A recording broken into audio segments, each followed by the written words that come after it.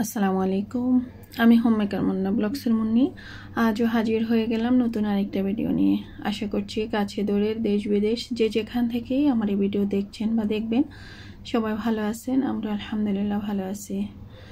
শুরুতে অনুরোধটা করে নেই, অনেকেই ভুলে যান, তার জন্য আসলে শুরুতেই বলে দিচ্ছি, কারণ অনেকে হয়তো বা 2-3 মিনিট পর থাকেনও না, তাই শুরুতে বলে দিলাম আর কি, যে একটা লাইক দিয়ে ভিডিওটা শুরু করে দেন। যদি আপনি চলেও যান তাহলে লাইকটা তো থেকে গেল, তবে একটা নির্দিষ্ট পরিমাণ ওয়াচ টাইম কিন্তু দিয়েই যাবেন, এটা আপনার প্রতি অনুরোধ রইল। যেহেতু চলে আসছেন তবে একটু সময়টা দিয়ে যান, এই আর কি। তা আমি পেঁপে রান্না করে নিচ্ছি মুগ ডাল আর মশারির ডাল দিয়ে, আর হচ্ছে গিয়ে করলা ভাজি করে নিচ্ছি। তো করলা ভাজি তো সবাই করতে জানেন, রান্না মোটামুটি সবাই জানেন, তবে আমি এখানে করলা ভাজি করে নিচ্ছি পেঁয়াজ, কাঁচামরিচ, লবণ আর হচ্ছে গিয়ে সরষের তেল দিয়ে। আজকে হলুদ ছাড়াই করলা ভাজিটা করে নেব। তো হলুদ দিয়েও করি, হলুদ ছাড়াও করি, অনেক সময় ডিম দিয়েও ভাজি করি, তবে যখন যেটা ভালো লাগে ওইভাবেই আসলে করে নিই। তো এই হবে আমার রান্নাবান্না। আর আগের তরকারি আছে, তার জন্য সংক্ষিপ্ত একটা রান্নাবান্না করে নিচ্ছি। আগে কচু দিয়ে পাঙ্গাস মাছ দিয়ে রান্না করেছিলাম, সেই তরকারিটা থেকে গিয়েছিল, তবে এই ভিডিওটা হচ্ছে গিয়ে গতকালের।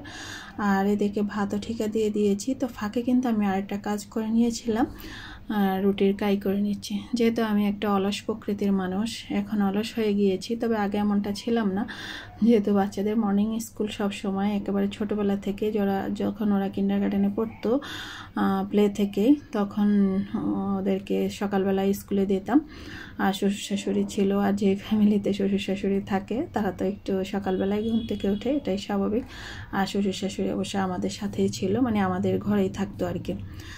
তো এখন অবশ্য অনেকটাই অলস হয়ে গিয়েছি। অনেকেই আমার সম্পর্কে এখন জানেন, আমি সব ভিডিওতেই বলি, সকালে আসলে নামাজ পড়ে শুয়ে থাকি, একটু কেমন যেন সকালবেলায় ঘুমটা আসে, রাত্রেবেলা আমার ঘুমটা কেন জানি হচ্ছে না, এই আর কি। তো তার জন্য আসলে সকালের কিছুটা কাজ আমি এগিয়ে নিচ্ছি, আর রান্না যেহেতু সংক্ষিপ্ত তার জন্যই। তো 2 দিনের জন্য আমি রুটি বেলে নেব।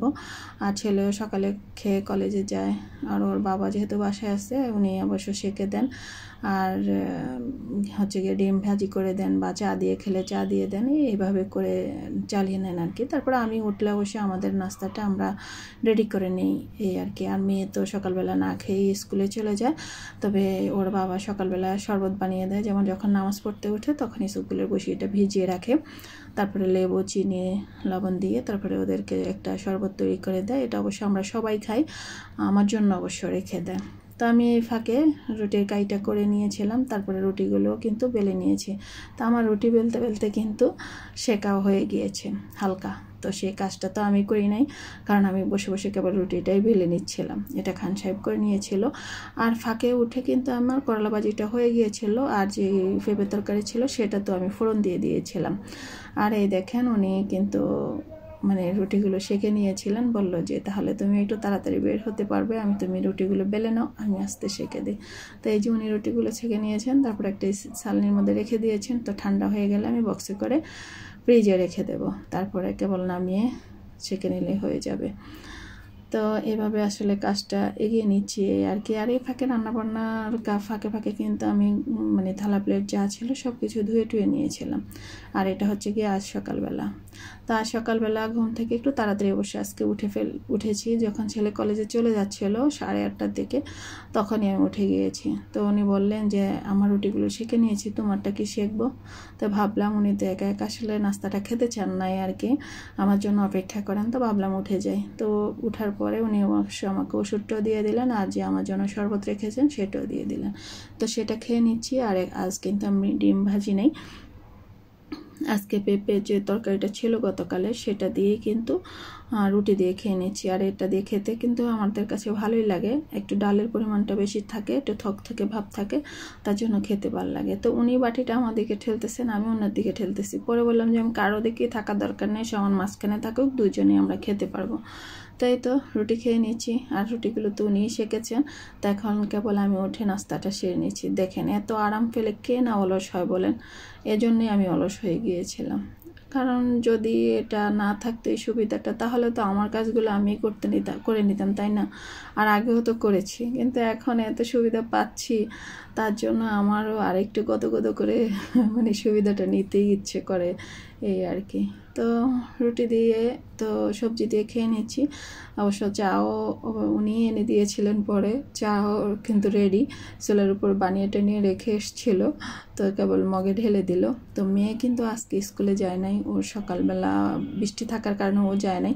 ছেলে কলেজে গিয়েছিল, তখন অবশ্য মোটামুটি একটু বৃষ্টিটা কম ছিল। মেয়ে তো একেবারে ভোরে যায়, যেমন 6:15 বাসা থেকে বের হয়, তখন কিন্তু বৃষ্টি ছিল, তার জন্য মেয়ে যায় না। তো মেয়ে এখনও ওঠে নাই, তো ওর জন্য একটু চা রেখেছে, যদি ও চা দিয়ে রুটি দিয়ে খায় তো খাবে, তো রুটি দিয়ে খেলেও একটু তেলে ভেজে নেবে আর কি। তো আজ আর তেলে ভাজলো না, আমি বলেছিলাম তেলে না ভাজার জন্য। আমি কচুর তরকারি খাওয়াতে আমার একটু গ্যাস হয়েছিল, তার জন্য বলেছিলাম যে মানে তেলে যেন না ভাজে। তেলে ভাজা রুটিটা আবার দুধ চা দিয়ে খেলে আরও সমস্যা করে।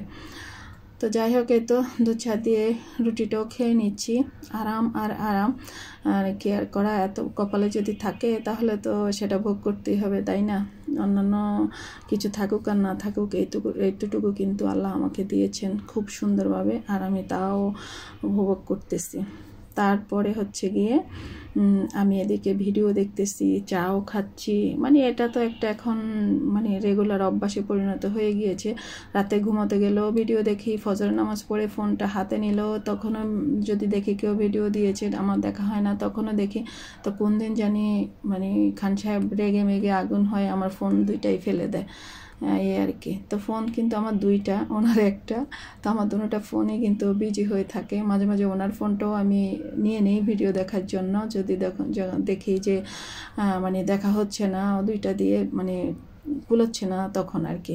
তো চাটা তো খেলাম, আর প্রতিদিনের অভ্যাস একটু মৌরি খেয়ে নিলাম, সাথে একটু সুপুরি। তো খেয়ে টেয়ে চলে আসলাম আমার একটা মানে কাজ দেখাতে। তো এই চাদরটা আমি অনেক আগে মানে নিজেই করেছিলাম, তো অনেক দিন ধরেই এটা নিয়ে একটু টেনশনে আসি। টেনশন বলতে, চাদরটা আমি যখন করতেছিলাম, তো মাঝে মাঝেই আমি মানে যে কোনো কাজ নিয়ে আমি খুব তাড়াহুড়ো করে করি, আবার মাঝে মাঝে আমার ভালো যখন না লাগে তখন কাজটা ফেলে রেখে দিই। তো আমি তো সবসময় পলিথিনে ঢুকিয়ে, যে আপনারা হয়তো অনেকে দেখেন আমি কাঁথা সেলাই করি, পলিথিনে ঢুকিয়ে ঢুকিয়ে যে কোনা দিয়ে সেলাই করি সেই কোনাটা কেবল বের করে তারপরে সেলাই করে না, বাকিটা পলিথিনের মধ্যে থাকে। ঠিক এভাবেই চাদরটাও করেছিলাম। তো তখনই মানে পলিথিন সহ মানে কি বলে দরজার পিছনে যে হ্যাঙ্গার থাকে, হ্যাঙ্গারে অনেকদিন ঝুলিয়ে রেখে দিয়েছিলাম। আর বাসায় গরম থাকার কারণে আর মশা থাকার কারণে কয়েলও জ্বালানো হতো। তো কয়েলের ধোঁয়াটা কেমনভাবে যেন এই কাপড়ের মধ্যে বসে গিয়েছে, মানে ধোঁয়া উঠতো। অনেক সময় টেবিলের নিচে দিয়ে রাখতাম, সে ধোঁয়াটা হয়তো বা দরজার নিচে দিয়েও গিয়েছে, হয়তো বা নয়তো দাগটা পড়বে কিভাবে, তো দাগ হয়ে গিয়েছে। তো আমি কয়েকবার ধুয়েছিলাম চাদরটা, কিন্তু আর উঠতেছে না। আর এটা একটা সাদা চাদর, এটা খান সাহেব সৌদি আরব থেকে এনেছিলেন। এই চাদরগুলো খুব বড় হয় আর মানে খুব মিহি সুতোর কাজ, মানে খুব ভালো কিন্তু চাদরগুলো। এরকম আমার কয়েকটা চাদরই আছে সাদা সবগুলো। তো এই যে মাঝখানটা কেবল কাজ করে নিয়েছিলাম, আর মানে 4-5টা কিন্তু ওই যে মানে ওই দুই সাইডটা দেখালাম। আমার যেহেতু খাটটা ছোট, তার জন্য পুরোটা চাদর আর দেখাতে পারলাম না। আর এই যে দাগটা, এই হচ্ছে দাগ। হয়তো বা আমি মানে সুন্দরভাবে দেখাতে পারতেছি না, কিন্তু চোখে সরাসরি কিন্তু বোঝাই যায় দাগগুলো। তো যতভাবে চেষ্টা করেছিলাম দেখাতে পারতেছি না। তো আপনাদের কাছে যদি কোনো উপায় জানা থাকে যে এই দাগগুলো কীভাবে উঠানো যায়, তাহলে দয়া করে জানাবেন। তার জন্যে কিন্তু আপনাদের সাথে শেয়ার করা। তো তারপরেও কিন্তু উনি বলতেছেন আর কি, খান সাহেব বলতেছেন যে কয়েকবার ধুইলে নাকি ঠিক হয়ে যাবে। তবে উনি ধুয়েছিলেন সার্ফ এক্সেল দিয়ে, বললো যে তুমি তো এতদিন ধুয়েছো, এবার দিয়ে আমি ধুয়ে দেখি উঠে কিনা। তো আসলেই ধুইতে ধুইতে হয়তো বা উঠে যাবে, কিন্তু আমি এই চাদরটাতে এই অবস্থা হওয়ার কারণে বালিশের কভারেও আর কাজ করি নাই, আর আমার সোফার মানে সহ একটা পুরো সেট তৈরি করার ইচ্ছা ছিল, সেটাও আর করি নাই। আর ওনাকে দিয়ে আমি সৌদি আরব থেকে আরও চাদর আনিয়ে রেখে দিয়েছিলাম এই পুরো সেট তৈরি করব বলে। আর এদিকে দেখেন প্রচুর বৃষ্টি, তো বৃষ্টিতে কি একটা অবস্থা। আর এই চাদরের অংশটুকু কিন্তু ছিল আমার গতকাল চাদরটা বের করেছিলাম, তখনকার ভিডিও ছিল, কিন্তু আমি হয়তো বা একটু পরে দিয়েছি আর কি। আসলে এটা একটা টেকনিক, আপনারা হয়তো বা চাদরটা দেখেই চলে যেতেন, তার জন্য কিন্তু চাদরটা একটু পরে দেখালাম এই আর কি। সত্যি এটা কিন্তু আমি ইচ্ছে করেই করেছি, মানে আগের ভিডিওটা পরে দিলাম এই আর কি। তো এই দেখেন বৃষ্টি হচ্ছে, আবহাওয়াটা কেমন ঠান্ডা ঠান্ডা। আর এমন একটা আবহাওয়া এখন, যখন বৃষ্টি হয় খুব ঠান্ডা ঠান্ডা ভাব লাগে, আবার বৃষ্টিতে থেমে গেলে প্রচুর গরম পড়ে, মানে যার জন্যে মানুষ এখন অসুস্থ হয়ে যাচ্ছে। চারদিকে জ্বর ঠান্ডা কাশি এটা লেগেই আছে। তো কবে এই ধরনের আবহাওয়া থেকে আমরা মুক্তি পাবো? আসলে মুক্তি পাওয়ার কারণ নেই, কারণ গাছগাছালি বা পরিবেশের যে একটা ভারসাম্য থাকে সেটা আমরা মানুষরাই নষ্ট করে ফেলেছি, যার জন্য অবস্থা। আর আমাদের মন মানসিকতাও এখন এতটা কুৎসিত হয়ে গিয়েছে, আল্লাহ আমাদেরকে শাস্তি স্বরূপ এসব দান করতেছে, নয়তো এমনটা কেন হবে বলেন? তো আমাদেরও ঈমান উঠে গিয়েছে, আমরা যেটা আমাদের পক্ষে সেটা খুব সুন্দরভাবে মেনে নিই, আর যেটা আমাদের বিপক্ষে হয় সেটা ফরজ হওয়া সত্ত্বেও সেটা আমরা মানতে একদমই নারাজ হয়ে যাই। আর অনেকেই এই মসজিদটার ভিউটা দেখতে খুব পছন্দ করেন, তার জন্য আমি আবার এই পাশে এসে, এটা অবশ্য আমাদের বাসার পশ্চিম সাইড, তো এই পাশে এসে আবার একটু ভিডিও করে নিলাম আপনাদের দেখার জন্য আর কি। চারিদিকে কেবল পানি আর মাঝখানে টিনের চাল, আর এই মসজিদটা দেখতে খুব আসলে ভালো লাগে। তো চাদরটা যেহেতু গতকাল ধুয়ে দিয়েছিল, তো চাদরটা বারান্দায় ছিল, আর একটু দেখানোর চেষ্টা করতেছিলাম যে দাগগুলো মোটামুটি অনেকটাই উঠে গিয়েছে। তো বৃষ্টিও শুরু হয়ে গেল, সাদা চাদর সেটা অবশ্য ঘরের ভিতরে পরে নিয়ে আসছি, এনে জানালার উপরে অবশ্য মেলে দিয়েছি, কারণ হয়তো আবার যদি দাগ টাগ পড়ে যায় বৃষ্টির পানিতে, এই আর কি। তো আমার চাদরটা কেমন হলো সেটাও জানাবেন।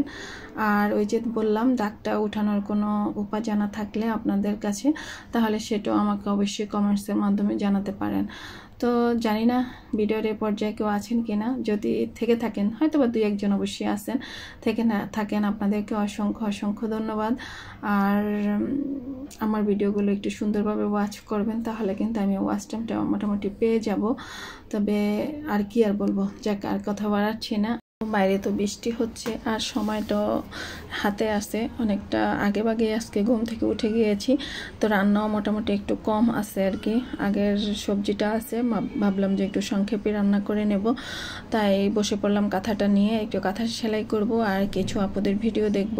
আপু ভাইয়া সবারই একটু যারটা সামনে আসে একটু ভিডিওগুলো দেখে দেব, কারণ এটা আমি যদি না দেখি কেউ আমার ভিডিও দেখবে না। কিন্তু দেখা গেছে অনেকের ভিডিও আমি নিয়মিত দেখি, কিন্তু তারা এখন পর্যন্ত আমার ভিডিওগুলো দেখছে না, জানি না কবে ওনাদের রহমত দিবে আল্লাহ, সেদিনই হয়তো বা দেখে নেবে। এই অপেক্ষা থেকেই কিন্তু আমি আসলে প্রতিদিনই ভিডিওগুলো দেখে দিচ্ছি।